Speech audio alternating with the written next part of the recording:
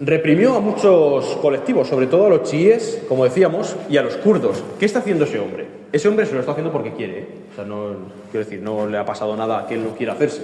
Esto, como decíamos, es una representación o una muestra de fe de los musulmanes chiíes. Es a lo que yo me refería. No es solamente vestirse de negro, ni es poner velas, ni tener mezquitas maravillosas, sino que hay una fiesta, por ejemplo, que se llama Ashura, en la que con espadas se van dando en la cabeza, todos juntos, en masa, se van dando en la cabeza hasta que se llenan literalmente de sangre.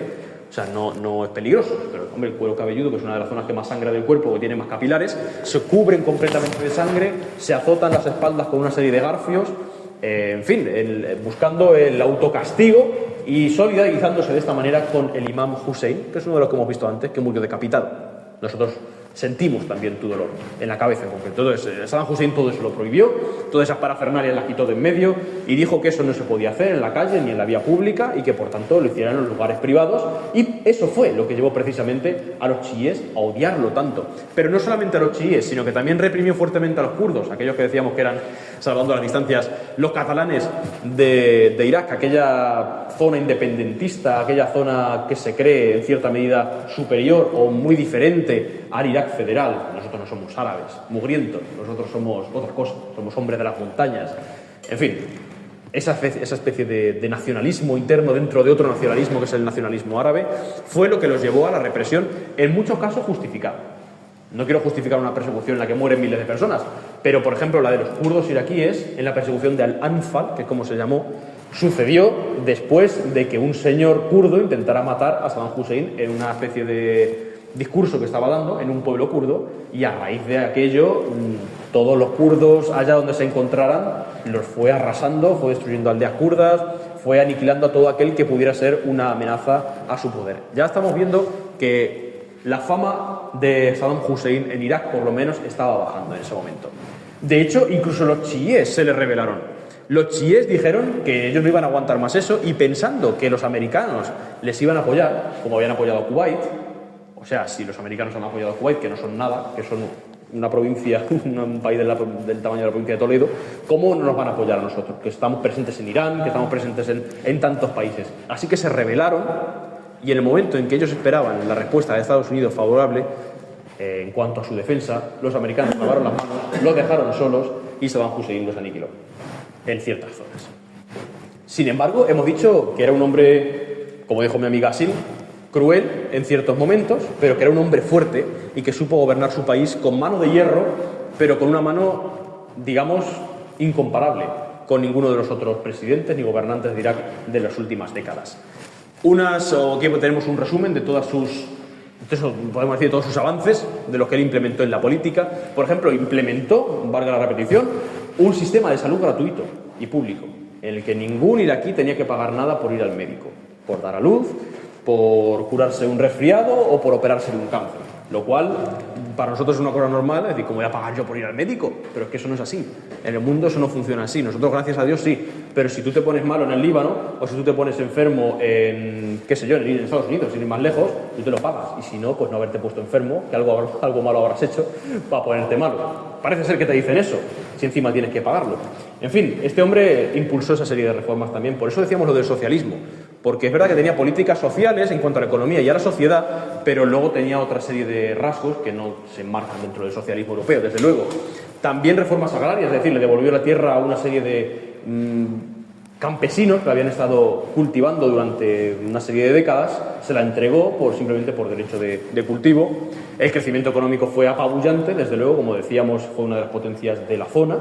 Cuando, por ejemplo, los Emiratos Árabes eran pueblos de pescadores, porque en los años 80 y 90 Abu Dhabi era, era un suburbio de pescadores, que yo visité la zona, ahora cuando he estado allí, he visitado la zona antigua y son casas de adobe, quiero decir, del tamaño de media judería de Córdoba.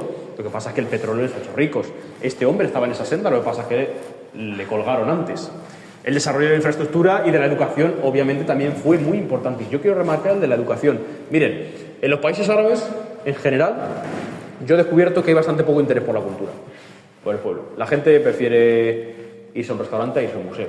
A nosotros también nos pasa, muchas veces. Pero hay otros pueblos a los que no les pasa. Por ejemplo, el pueblo iraquí. Son una rara avis dentro del mundo árabe. Los iraquíes en sus cafés tienen libros, y no tienen libros de pacotilla, tienen libros como las Meditaciones de Marco Aurelio, en árabe, tienen, por ejemplo, el Quijote de Cervantes, sin ir más lejos, tienen las obras de Shakespeare, es decir, son gente muy culta. Eso en los cafés, en las cafeterías en las que uno va allí a tomarse un té y a irse a su casa después. Son gente muy culta.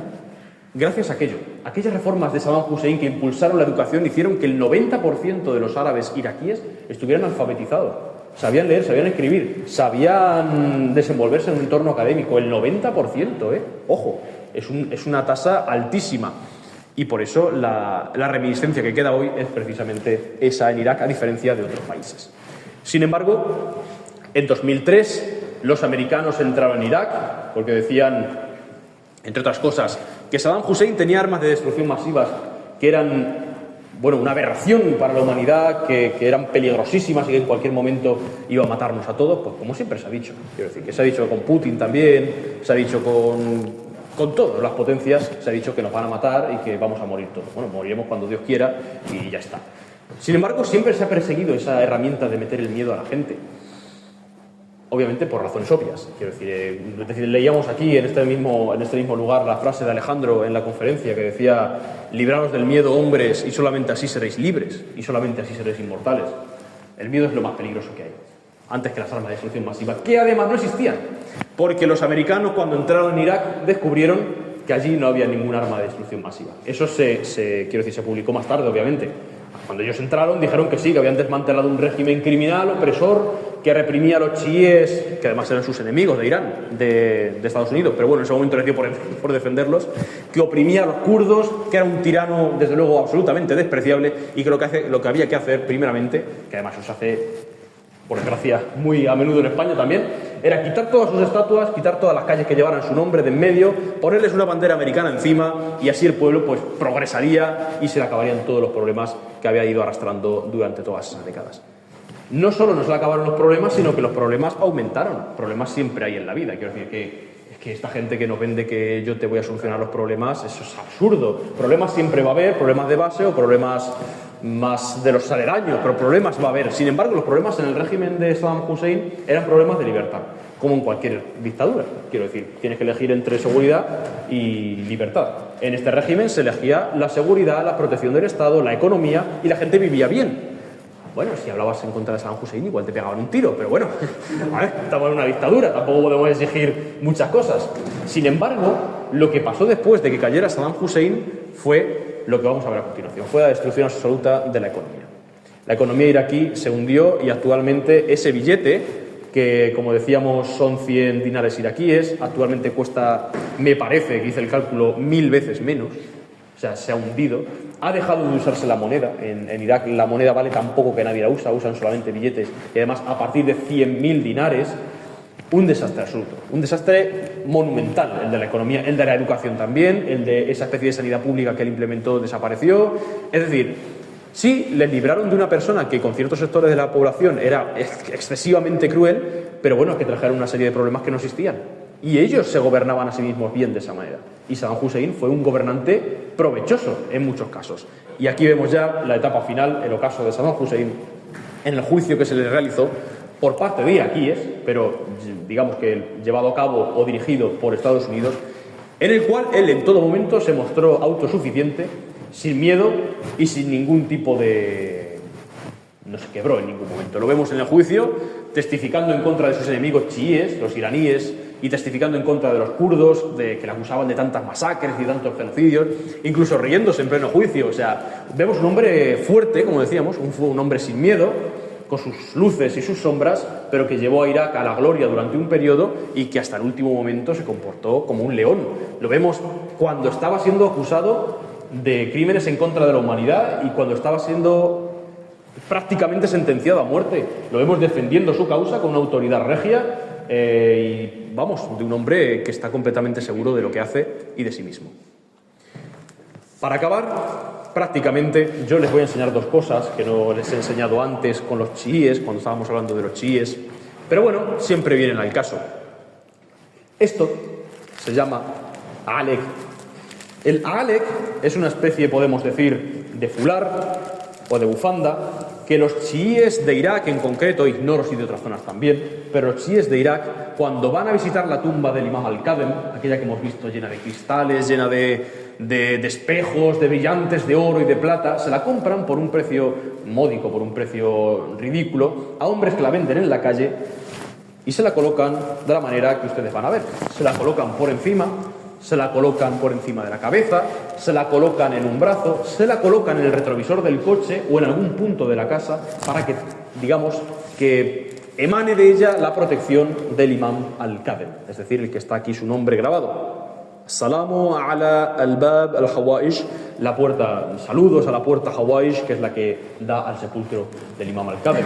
Es más, cuando estamos en aquella tumba, todos apretujados, como decíamos, todos diciendo que no hay más Dios que Alá y Mahoma su profeta, todos su máxima aspiración es coger este Alec y restregarlo contra la tumba de Hussein. Y hay mucha gente que no puede hacer porque está en silla de ruedas, porque está embarazada, por lo que sea, y lo que hacen es al menos restregarlo con la puerta Hawaish, que es la que tiene su nombre aquí, para llevárselo a su casa y efectivamente que ejerza ese poder profiláctico, ese poder protector.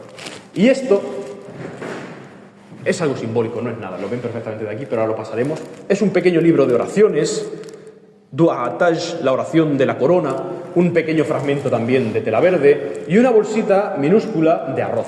Podemos ir pasándolo. ¿Qué es eso? Eso me lo dio a mí un dirigente de la mezquita de Karbala, esa ciudad santa que hemos estado viendo para los chiíes, un dirigente chií de esa zona. Me enseñó la mezquita gratuitamente, no me intentó convencer de que me hiciera musulmán en ningún momento, lo cual es bastante normal entre los suníes. Estos son chiíes, como digo, no me intentó convencer. Además me hizo una exposición detallada, sin entrar en nada de la fe, una exposición en cuanto a la historia y a la arquitectura del lugar, una exposición muy aséptica y muy profesional. Y además, cuando acabamos, me dijo, te quiero hacer un regalo. Y le dije, vale, lo acepto, ¿qué me vas a regalar? Y me dijo, te voy a regalar un trozo de tela verde, que es el color simbólico del Islam, para empezar, y de los chiíes, como un recuerdo de tu paso por Irak y por Karbala. Y además, dentro vas a tener una pequeña bolsita de arroz. Y lo miré y digo, sí, es una bolsa de arroz. Digo, ¿y esto qué es? Dice, esto es un símbolo de la hospitalidad del pueblo iraquí. Cuando usted esté en Irak, en ningún momento le va a faltar un plato de arroz para comer. Y es verdad, es verdad. Yo como español entraba a un supermercado y le decía, ¿me puede dar usted una botella de agua? Me decía, ¿eres extranjero, no? Digo, sí, soy español. Y pues llévatela gratis. O a lo mejor estaba en el taxi y decía, ¿cuánto es el trayecto? Podían ser 5, 6, 7 euros. Y me decía el taxista, a la rasi. A la rasi significa sobre mi cabeza, literalmente, y es, yo lo cubro, yo lo pago, no te preocupes, yo me encargo de esto. Y no te dejaban pagar el taxi. Un señor que no me conoce a mí de nada, simplemente porque soy español. O sea, porque soy extranjero y porque soy español como Jesús Casas. Y yo decía, ¿quién es Jesús Casas? Y me decían, el entrenador del Irak, que es de Cádiz. Digo, ¿Cádiz? Digo, ¡qué fuerte! Pues sí, resulta que me hice famoso por eso, porque era español como Jesús Casas. Y me decían Jesús Casas, de hecho. Y para acabar, como decíamos, este texto que relata la muerte de Saddam Hussein, que lo hemos dicho, murió ahorcado. En ese juicio se le condenó a muerte por ahorcamiento, pero no fue un ahorcamiento honroso, o sea, no fue una muerte honrosa, más allá de que fuera justa o no justa, desde luego honrosa no fue, porque se filtró un vídeo, que yo me imagino que todos recordarán, y que yo recuerdo, y además en ese momento yo tenía 6 años, 7 años, pero lo recuerdo perfectamente, estar comiendo y ver a Saddam Hussein colgado en la televisión, o colgándose, y de respirar en mi familia o sea, ¿cómo decirlo?, una especie de halo como de pena, de lástima. Cuando realmente lo que se decía es que era un criminal, un asesino y que, vamos, que menos mal que se había muerto ya el que nos iba a matar a todos con armas de destrucción masiva. Pero yo recuerdo eso de ver a mi madre, de ver a mi padre diciendo, el pobre hombre, con lo fuerte que era, con lo que se veía, con ese plante, con ese bigote, siempre gobernando y siempre seguro de sí mismo, viéndolo allí como una especie de escombro de lo que fue, de la sombra de lo que había sido, colgado en una cárcel, que además yo no entendía lo que decía en árabe, pero cuando lo he entendido después y he estado indagando, es especialmente sangrante. No me gusta la letra en las diapositivas, pero para que si alguien quiere leerlo al mismo tiempo que yo, lo he puesto. En la fría penumbra de la sala, bajo las luces temblorosas y la tensión contenida, Saddam Hussein caminó erguido hacia la horca, rodeado de rostros enemigos, muchos de ellos marcados por años de odio y sangre, y subió al cadalso sin que sus pasos flaquearan. Cuando le colocaron la soga, alzó la voz y proclamó con firmeza: Ashhadu anna la ilaha illallah, que significa doy testimonio de que no hay más Dios que Alá, o sea, ya que voy a morir, voy a hacer la profesión de fe. O sea, lo último que yo diga quiero que sea como cuando los mártires de la guerra civil decían viva Cristo Rey. O sea, lo último que voy a hacer es morir con Dios en la boca. Sin embargo, antes de que pudiera terminar la frase, le queda lo de y Mahoma es el mensajero de Dios, antes de que pudiera terminar la frase, los gritos de los chiíes estallaron. Muqtada, Muqtada Sadr. Es decir, coreaban el nombre de uno de los clérigos chiíes que había sido enemigo acérrimo de Saddam Hussein, incluso cuando él estaba en la horca. Muqtada Sadr, le lanzaron con desprecio como puñales. Y otro del público bramó: vete al infierno. Saddam giró su rostro, sereno pero fiero, y respondió con voz cortante: ¿esta es vuestra hombría, iraquíes? Y en medio de las voces intentó terminar su último acto de fe: wa ashhadu anna Muhammad Rasulullah, y doy testimonio de que Mahoma es el último, o sea, es el profeta de Dios. Pero antes de que pudiera acabar, la trampilla se abrió, cayó al vacío con la shahada, con la profesión de fe de los musulmanes en los labios y el orgullo intacto. No hubo súplica, no hubo lágrimas. Solo el ruido seco de la justicia o la venganza, que dejó a Irak con una muerte más que lamentar y una historia más que cargar. Efectivamente, cuando fueron a colgar a Saddam Hussein, ni siquiera le dejaron acabar con la profesión de fe en los labios, sino que cuando fue a decir la última parte, son dos partes, fue a decir la última, le abrieron la trampilla y se partió el cuello mientras todos coreaban la voz de sus enemigos glorificándolos. Es decir, no fue una muerte para nada honrosa, y hasta el último momento el león iraquí reclamó la hombría de sus hombres y les dijo si es que ese era un modo digno de comportarse ante un ejecutado, incluso si fuera un ejecutado que era enemigo suyo. Esta es la imagen que yo tengo grabada en la mente de yo siendo un niño con 6 años, de Saddam Hussein, aquel hombre que parecía que había envejecido 30 años, absolutamente demacrado en una de las cárceles de la Green Zone de Bagdad, pues ahorcado por sus enemigos en una fría celda, en 2006. Y ya sí que sí, para acabar y para hacer una especie de cierre a toda esta exposición iraquí, quiero rematar la faena, haciendo un símil taurino, con un fragmento de la epopeya de Gilgamesh. Esa epopeya que yo os he resumido así muy grosso modo, pero que es larguísima y que desde luego relata la esencia y el espíritu del pueblo babilonio, asirio, mesopotámico e iraquí, es decir, de los que hoy en día retoman esa herencia. En todo momento hace referencia a Gilgamesh, aquel que todo lo ha visto, que ha experimentado todas las emociones, del júbilo a la desesperación, ha recibido la merced de ver dentro del gran misterio, de los lugares secretos, de los días primeros antes del diluvio. Ha viajado hasta los confines del mundo y ha regresado exhausto pero entero. Ha grabado sus hazañas en estelas de piedra, ha vuelto a erigir el sagrado templo de Ennana, así como las gruesas murallas de Uruk, la ciudad de Gilgamesh, ciudad con la que ninguna otra de la tierra puede compararse. Repara en las tierras que circunda, en sus palmeras, sus jardines, sus huertos, sus espléndidos palacios y templos, sus talleres y mercados, sus casas y sus plazas. Busca la piedra angular y debajo de ella el cofre de cobre que indica su nombre. Ábrelo, levanta la tapa, saca de él la tablilla de lápiz lázuli y lee cómo Gilgamesh todo lo sufrió y todo lo superó. Creo que esta frase resume a la perfección, mejor que cualquier exposición y mejor que cualquier, resumen, por así decirlo, lo que es el pueblo iraquí, lo que ha sufrido, lo que ha tenido que superar, pero cómo siempre se ha superpuesto a esa especie de maldición que tiene en las últimas décadas. Yo conocí a estas amigas a las que he hecho referencia y a sus amigos, que a su vez son mis amigos y que se comportaron conmigo como hermanos, haciendo honor a esa ziyafa, a esa hospitalidad árabe e iraquí. Esas personas tienen 25 o 30 años y han vivido 3 guerras.